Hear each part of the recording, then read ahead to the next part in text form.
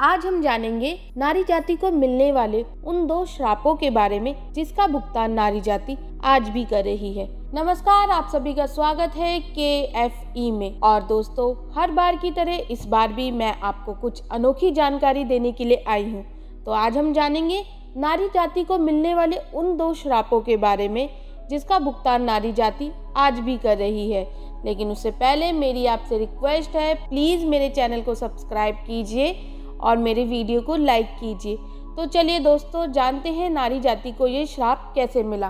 तो हमारी पौराणिक कथाओं के अनुसार एक बार देवताओं के गुरु बृहस्पति देव इंद्र से नाराज हो गए थे। तो फिर क्या, वह चले गए और इस मौके का फायदा उठाया असुरों ने। उन्होंने इंद्रदेव पर हमला कर दिया और इंद्रदेव को मजबूरन में अपना सिंहासन छोड़ना पड़ा। और फिर क्या, वह पहुंच गए ब्रह्मा जी के पास। जब वह ब्रह्मा जी के पास पहुंचे तो उन्होंने ब्रह्मा जी से पूछा कि प्रभु, मैं क्या करूं कि जिससे कि मुझे सब कुछ वापस मिल जाए। तो उन्होंने कहा कि भाई तुम किसी ब्रह्म ज्ञानी की सेवा करो। तो वह पहुंच गए देव गुरु विश्वरूप के पास और वह जब उनकी सेवा के लिए जो सामग्री देते थे तो वह असुरों के हाथ चली जाती थी। जब वह असुरों के पास चली जाती थी तो उनकी सेवा निष्फल हो जाती थी। तो क्रोध में आके इंद्र ने देवगुरु विश्वरूप का वध कर डाला। अब जो उनके जो पिता थे त्रिविष्टा मुनि, उन्हें भाई बहुत क्रोध आया। तो उन्होंने इंद्र को दंड देने के लिए अपने यज्ञ कुंड से एक भयंकर असुर प्रकट किया जिसका नाम था व्रतासुर। अब इंद्र इधर उधर छुपने लग गया क्योंकि अब उन्होंने भाई ब्रह्म हत्या की थी। तो जब उन्होंने ब्रह्म हत्या की थी उनका पाप लगा, और जब उन्हें उनका पाप लगा तो उनकी जितनी पावर्स थी, जितनी शक्तियां थी, वो सारी चली गई। अब वो बिल्कुल शक्तिहीन हो चुके थे। अब वो क्या करते, तो वो जाके छुप गए एक फूल में और उस फूल में छुपकर वह हरि भक्ति करने लगे। जब उन्होंने भगवान विष्णु की तपस्या की तो भगवान विष्णु उससे प्रसन्न हुए। जब भगवान विष्णु उनसे प्रसन्न हुए तो उन्होंने इंद्र को वरदान मांगने के लिए बोला। तो इंद्र ने वरदान के रूप में मांगा कि प्रभु, अभी जो मेरे ऊपर जो ये पाप है इसको आप दूर कर दीजिए और मुझे व्रतासुर से मुक्ति दिलाइए। तो उन्होंने बोला कि ठीक है, तुम्हारे इस पाप को तो मैं दूर नहीं कर सकता, लेकिन तुम इस पाप को बांट जरूर सकते हो। तो इंद्र ने अपने पाप को 4 हिस्सों में बांटा और वो निकल पड़े अपने पाप को देने के लिए। तो उन्हें पहले वृक्ष मिला। तो वह वृक्ष से बोलते हैं, वृक्ष तुम मेरा पाप ले लो। तो वह बोलते हैं कि भाई नहीं, मैं नहीं लूंगा ब्रह्म हत्या का पाप। तो फिर इंद्र उन्हें कहते हैं कि भाई मैं तुम्हें एक वरदान दूंगा। तो वो बोलते हैं ठीक है, तो आप दे दो मुझे एक हिस्सा। तो वह एक हिस्से का पाप इंद्र से ले लेते हैं वृक्ष, और वरदान स्वरूप इंद्र उन्हें वरदान देते हैं कि आपका कोई भी तना कहीं से भी कटेगा तो वह स्वयं उग जाएगा। तभी तो दोस्तों, वृक्ष को अगर आप उनका एक तना काटोगे तो वह स्वयं उग जाता है और उनकी पत्तियां स्वयं आ जाती है। तो अब इंद्रदेव यहाँ से चल पड़ते हैं। अब वह तलाश करते हैं कि अपने पाप का दूसरा हिस्सा किसे दे। तो उन्हें जल मिलता है। तो वह जल से कहते हैं कि जल, तुम मेरे पाप का दूसरा हिस्सा ले लो।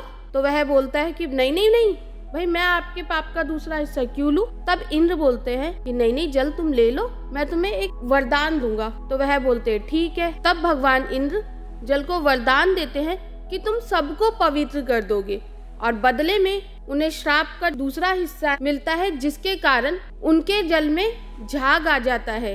अब भगवान इंद्र अपने तीसरे हिस्से को देने के लिए ढूंढते हैं। उन्हें तीसरा हिस्सा देने के लिए धरती मिलती है। तो वह धरती से बोलते हैं कि धरती माँ, आप मेरा ये पाप का हिस्सा ले लीजिए। तो फिर धरती माँ मना करती है, नहीं भाई, मैं तुम्हारे पाप का हिस्सा नहीं लूंगी। लेकिन वह फिर बोलते नहीं ले लीजिए, मैं आपको वरदान दूंगा। तो वह बोलती है ठीक है। तब भगवान इंद्र धरती माता को वरदान देते हैं कि आपकी धरती पर जब भी कोई गड्ढा करेगा वह स्वयं भर जाएगा और आपको कोई चोट भी नहीं लगेगी।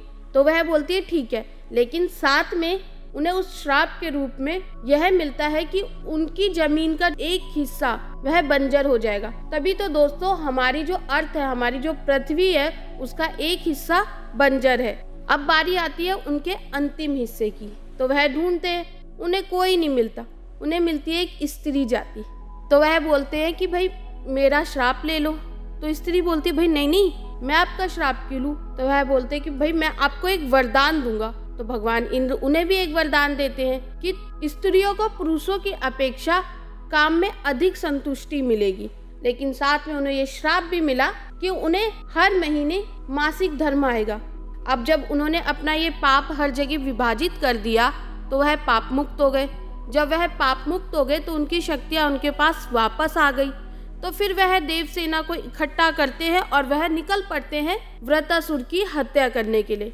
जब भगवान इंद्र वृत्रासुर की हत्या करते हैं तो उन्हें बहुत कठिनाई आती है और वह कर भी नहीं पाते, लेकिन उन्होंने तो विष्णु भगवान की तपस्या की होती है, इसलिए उन्हें वरदान मिला होता है कि वह वृत्रासुर की हत्या कर देंगे और अपना सिंहासन वापस से प्राप्त कर लेंगे। तो भगवान विष्णु उनकी मदद करते हैं और वृत्रासुर की इंद्रदेव अपने वज्र से हत्या कर देते हैं, जिससे वृत्रासुर मर जाता है और इंद्र को उनका सिंहासन वापस मिल जाता है। तो चलिए दोस्तों, अब बात करते हैं अपने दूसरे श्राप की, जो स्त्री जाति को महाभारत काल में मिला था।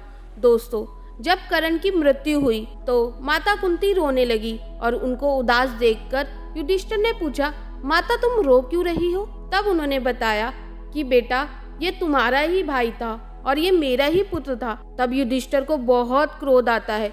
तब युधिष्ठिर पूरी स्त्री जाति को श्राप देते हैं और बोलते हैं कि आज से किसी भी स्त्री जाति के पेट में कोई भी बात नहीं पचेगी और स्त्री जाति कभी ना कभी कहीं ना कहीं किसी को वह बात बोल देगी। तो दोस्तों, ये थी हमारे आज की 2 ऐसी पौराणिक कथाएं जिससे स्त्री जाति को श्राप मिला। अगर आप भी ऐसी और कथा जानना चाहते हैं तो हमारे चैनल को सब्सक्राइब कीजिए और हमारे वीडियो को लाइक कीजिए। मैं दोबारा मिलूंगी आपसे किसी और नई पौराणिक कथा के साथ। तब तक के लिए नमस्कार।